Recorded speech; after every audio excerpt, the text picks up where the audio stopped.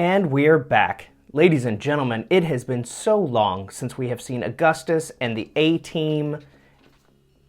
We are going to take Kristoff, Dirk, Fingers McGonagall, and Augustus out into Barrowmaze. It has been so long since we've seen them.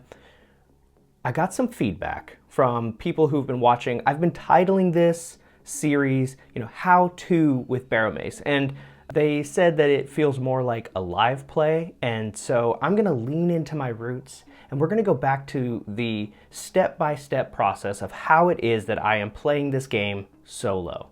So, how do we do this? We are going to be starting by hex crawling through these barrow mounds, these burial sites, and as we're moving through, we need to know how many hours does it take to progress from one spot to the other, and how fast can we move? All of these things matter, and so I'm going to show you step by step what we're going to do. Let's get started. We wake up at 6 in the morning on February 2nd. It takes us 2 hours to get from Helix to the starting hex. This entire area is swamp, and so each of these hexes, as we move through them, they take about 15 minutes for us to progress through them. We have hired a crew of unskilled workers at 1 gold per day for them to excavate for us. Our crew will do the fighting. These dudes are not meant for fighting. They will be hiding behind the strong shields of Augustus and Dirk. We're gonna start here at 8 a.m. and we're gonna move over here to this middle area. I think we set up our camp right here, and that way we can excavate and dig around this space. So from 8 to 1, 2, 3, 4, that's 9, 1, 2, 3, 4, that's 10. At 10:15, we start our day. We set up our camp, and we can uncover this mound here. We do have the blue team, which is our newest team, our level 1s, some level 2s. We have our green team over here. This is our mid, 3s and 4s. And then we have, we'll call this the purple team. They are around 4 to 5, level 4 or 5. These are our oldest team. They have the most magic items, most likely chance to survive. And so what we're gonna do, we're gonna start here and uncover this mound. Let's take a look at the rules for uncovering mounds. Every 2 hours that you spend, you do need to make a random monster check. And since it took us 2 hours to get over here, we are going to do that now. Let's go ahead and roll that up. We have a lot of dice in that tray. Let's go with this dice. All right, here we go. We have no 1 on the D6, only on a 1 would we have an encounter. So we're okay. We'll set that aside for now.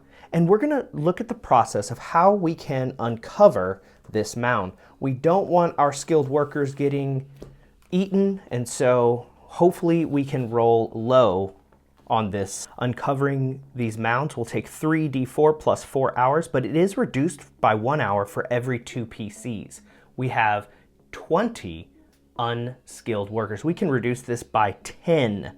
Okay, so let's roll up 3d4 plus 4 and see what we can get. We do have a minimum of 2 hours though, so no matter what, we're gonna need some time. All right, we have 2 and 4, that puts us at 6, 7, 8. 8 plus 4 is 12. We get it down to just 2 hours with our team.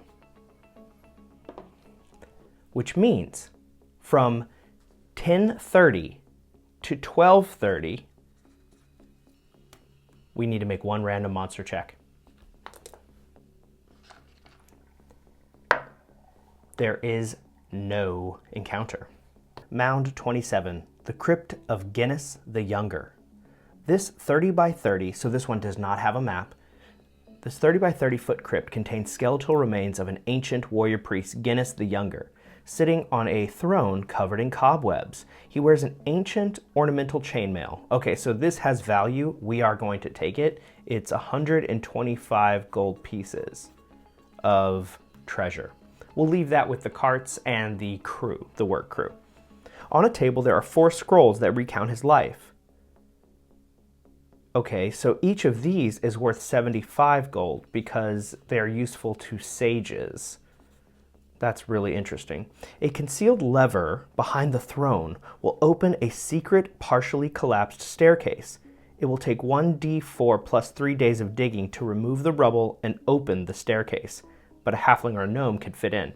Okay, so what we have to do here is, do we even find this staircase? It would lead down. So what we'll do is, as we're moving around, it's a 30 by 30. Each of my guys can occupy and check a 10 by 10. So this would take 20 minutes for my team to fully check. And since there's only 4 of them, each of them will have a 1 in 6 chance of finding the secret lever. There are no 1s here. We do not find it, and so we are going to move on. It's a sad day, but we did not uncover the mystery of this room. But that's okay, because after the 20 minutes that it took us to check that, we'll say, you know what, that it is 1 p.m. and in 1 hour we're going to have another check. So we need to continue to search, and I say we go north. Let's head up 1, and at 1:15 we arrive at the sealed tomb. Let's look at the rules for sealed tombs. At the sealed mound here, it takes 2 hours, 1 iron spike, we're smashing with a sledgehammer, and we have to check for a random encounter. Well, from 1:15 to 3:15, we are smashing and breaking, and on a 1, we'll have a problem. We don't, so we're able to continue on. We can go down into crypt number 26 to find out what awaits us. This mound is called the Demon Mound. This mound is sealed with a stone door. A short stone staircase descends into a single rounded chamber, 60 by 60, so this will take a little bit of time to uncover. Supported by 4 columns with screaming faces. A large brazier can be found, and a large brazier can be found in the center of the room. The brazier can only be lit by magical flame. If so, it will ignite with a fire that rages red, orange, green, purple, and then black. A terrible horn-fanged demon face will appear with a loud, booming voice. Offer to answer 3 questions. Once the questions have been asked, the fire in the brazier will disappear forever. So what we need now is we need to know, does our team even realize what this is? And so what we're gonna do, we're gonna make a skill check. So in Barrowmaze, you roll a d20 and you roll your intelligence or under. And if you do, you succeed. So there is a 15% chance that Kristoff doesn't understand how this magical torch works. Let's see if he can figure it out. He does understand how it works. Now we have to look at his spells. We have Charm, Sleep, Knock, and Web. But on the flip side, we have the Staff of Power, and we are able to cast Fireball into it. Is it worth our Fireball right now? I think no. Because he knows, this is from his previous experiences, he knows all about yellow mold, and he has a zombified hand. So we don't know what we're missing yet. Once we know what we're missing, we can come back to this room and we can ask a question that it will answer. We can do up to 3. So we'll come back when we need to know something, the location of a powerful artifact or something like that. It's good to know that that's there. We can always come back to 26. And you know what we're gonna do? We're gonna put a little mark right here and put question, question, question, because there are 3 questions that we can ask, and this will remind us that we can always come back here. Now, we don't want to go too far south, because really that's going to be the zone where our middle team's going to check. And we don't want to go back to the west, because that's where our low-level team adventures. So I say we push a little further east, and we kind of stick to this area up here. Now, it did take a little bit of time for us to map that space. It took, let's see, it took 10 minutes, because we can move 60 feet in 10 minutes. And so we're around 3:30 give or take. We're going to move up. We could come over here to this plundered tomb, this plundered barrow at 33. Why not? Let's see what is in store for us. It says it's already plundered, which means that the seal has already been broken. The door is open. So we're just going to take a little bit of time at 3:45 and check it out. This plundered tomb, it's a plundered mound. It appears the coverstone of this mound was pulled off using ropes and horses. The ropes are still attached to the coverstone, and a human boot and horse track prints abound. But inside the mound, a sarcophagus has been hastily searched, and a mummified body now lays face down on the floor. In their haste of searching the tomb, the robbers left a gold ring on the floor near the mummy worth 530 gold pieces. Okay, so we have about 15 minutes before we need to make our next random monster check. So we got away with 530 gold here. It almost seems like, well, did you do anything to earn it? Yes, because as time ticks on, every 2 hours, we have to make a check where potentially our characters could be killed just by spending time in this zone. We are now able to move 15 minutes. I say we go up and over here. So we take our 15 minutes, it's 4 o'clock. We arrive at the sealed tomb, this burial mound. We do need to make a random monster check on a 1 or a 6. On a 1, we do not. So it's now 4 o'clock and it takes 2 hours and 1 iron spike for us to break this open, which means another random monster check. Okay, nothing again. That's excellent news, and it is 6 p.m. The sun is getting low in the sky, but we are going to thoroughly search this barrow before we head back to our camp and rest for the night. The mound of traps. Oh, this sounds very dangerous. A short staircase descends into a crypt 10 feet wide and 40 foot long. The floor is made of steel plates shaped as flagstones. At the end of this crypt is a golden urn worth 500 gold pieces. Above the urn, hanging on a wall, is a beautiful, bejeweled horn of the dead. Ooh, a magic item. Between the stairs and the back wall are 4 sets of traps. Okay, so we have a 10-foot long crypt, and there are traps all along the way. The first trap, pressure plates with the 4 elemental symbols, are trapped with darts. Pressure on them exceeding 10 pounds on the air will fire 20 darts from the base relief. Okay. Tapping on a 10-foot pole will not set off the trap. Okay, well that's too bad. Roll a d20 to determine how many darts are directed at the target. An attack roll must be made for each dart as a 3-hit die monster. Okay, well that's interesting to know.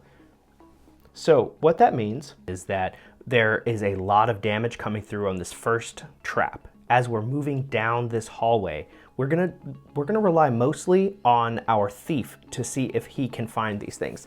And using the alternate rules in Carcass Crawler, we are using the D6 thief skill system. And finding treasure traps and removing treasure traps Fingers has a 5 and 6 chance of success.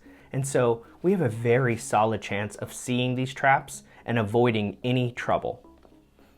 Fingers is our purple guy, so let's see, on a 1 through 5, we are successful at finding them. Okay, we find the traps. Now, can we disarm them using different tools, like marbles, stuffing marbles into the dart holes where they would fire from?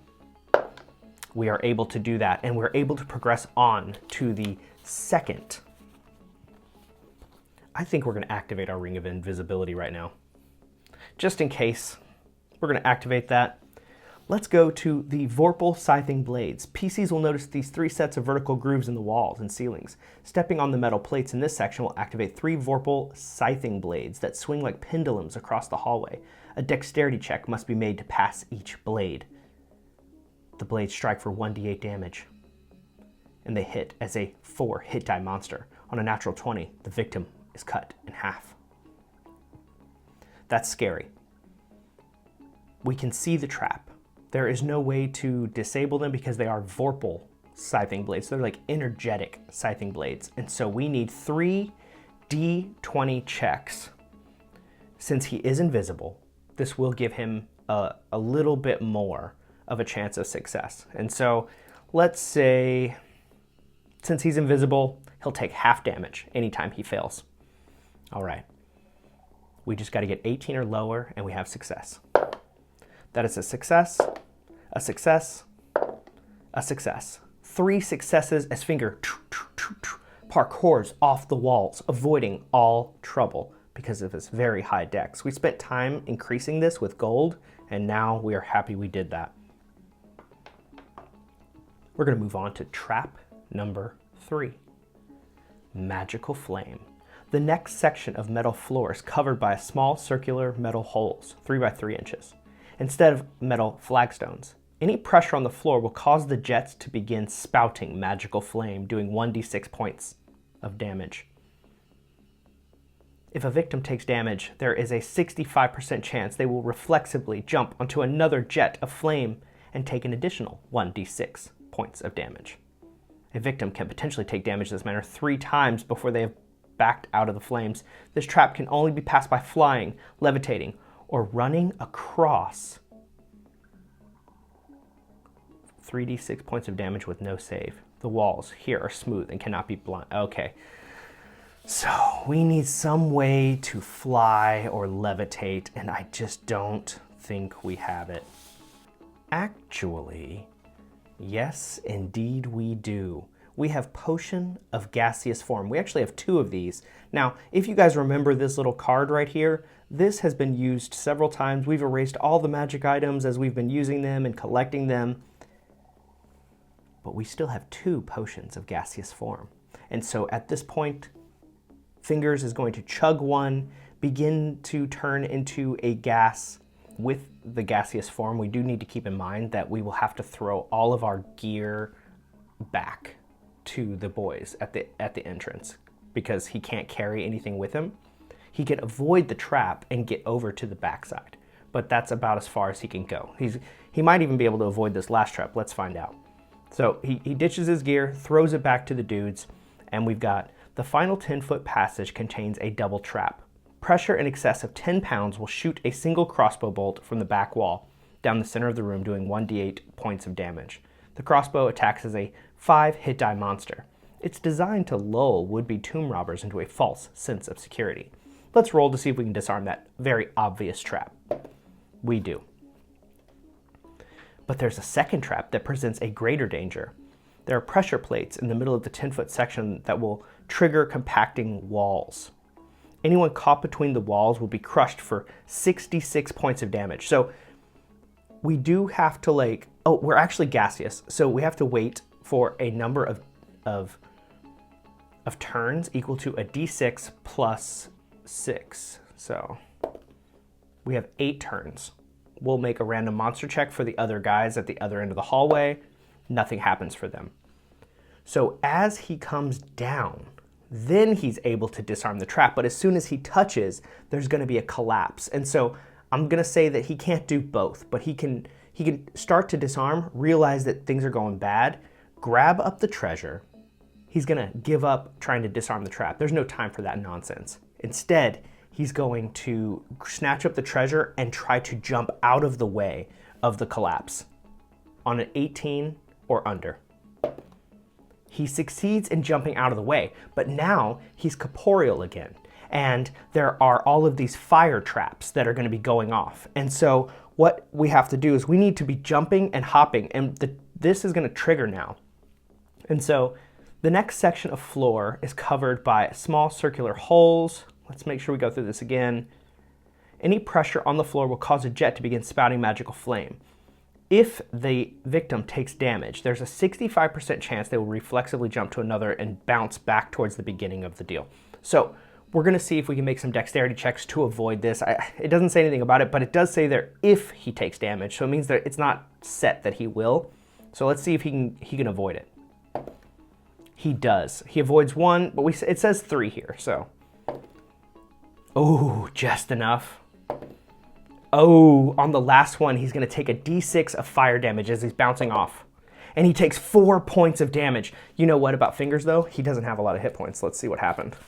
He is down to 1 hit point. But the good news is we have a cleric that can heal him for 2 hit points, which will put him at a total of 3 hit points. And the group is going to make camp for the night because it is now well past dark and our team has come away with a very valuable treasure. All right, it is now February 3rd on our in-game calendar. Everybody heals 1 hit point, they get their spells back, and we're gonna check out this collapsed space here. It's a 39, let's see what this collapsed mound is all about. So at 6:15, we arrived at the collapsed mound. I say we spend an hour kind of digging around. There's really nothing there. So it's now 7:15 and we have not found anything. So we are going to abandon ship. We're gonna move over to the sealed mound at number 40. We're heading down now. Oh, you know, yeah, let's hit up 40 and then we can come over and hit up 46 as well. So 41st, it's a sealed mound. So at 9:30, because it does take 10 minutes to travel, we do need to have a random monster check. We have nothing for that. Let's see what's inside sealed barrow of urns. This crypt is dry and the doors are made of bronze covered in verdigris. The entrance to this crypt contains 2 statues of Set, the devil, with emeralds in the eye sockets. Each of the eyes are worth 500. The PC who removes the stones will be cursed with blindness. No save. You must remove curse to cure. Okay, so this is a bad, bad thing. There is no save, and I can tell you right now that our thief will be the guy who gets them. So he starts prying out eyes, doop, doop, doop, doop, doop, and he is blinded. I'm not really sure when this is, when the blindness goes into effect. It says who removes the stones, so we're gonna say he gets them, and then the blindness sets in. Sadly, there's no way to stop it. He must have a remove curse. That is gonna be quite expensive to remove. We now have a very useless friend. He's gonna go upstairs and wait with the digging crew. Now, we have a map, I think, for this one. Let's see. Oh, we do. Okay, so here is the map. We are going to slowly check each space.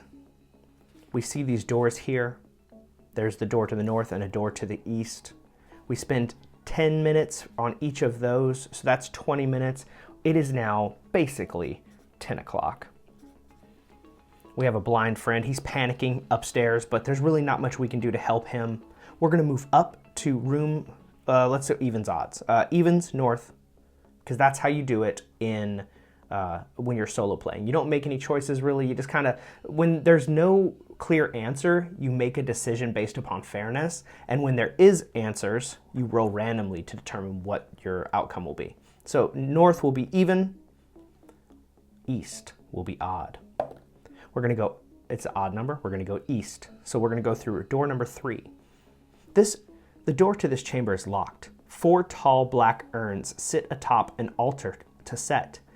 3 possess ashes, but the 4th contains 900 EP. This urn is also trapped with a pressure plate. If this urn is lifted off the altar, a poisoned needle will shoot from the wall behind them. The needle attacks as a monster with the same hit die as the PC, with a +2 bonus to hit. If struck, 1d3 damage, and the PC must save versus poison or die. So, to get into this room, first and foremost, we must use our wizard spell, Knock. Christoph always prepares Knock. So, the door is locked, he casts his spell, the door opens. Now, we are able to interact with this stuff. We have treasure. The team is gonna split up. They're gonna spend 10 minutes searching, 10-15-ish. They've fully mapped the room and they're going to go after the treasure. What we have here is 900 EP, but it's gonna, I don't know which of my PCs is gonna be going after this trap. And so what we're going to do is we're just going to roll randomly. If it's a 1, it's going to be Augustus because he's team leader. Next up at 2 will be Dirk, and number 3 will be against Christoph, our magic user. Okay, it is against our cleric. Oh no, it's against Augustus. Okay, so Augustus is the first character we have ever made. Oh man, okay, so this could be bad. He does have slow poison. He does, let's see. He does prepare slow poison, so let's look and see what does that do. Okay, so he's only a 4th level cleric. I think I messed that up for some reason. I put slow poison. It's actually neutralized poison, which is beyond his ability to cast. And so we're just gonna roll for it. So when he picks it up, it's gonna make an attack roll at the same hit die as the PC. So what we have here is a 4 hit die cleric. And so a 4 hit die monster has a THAC0 of 16.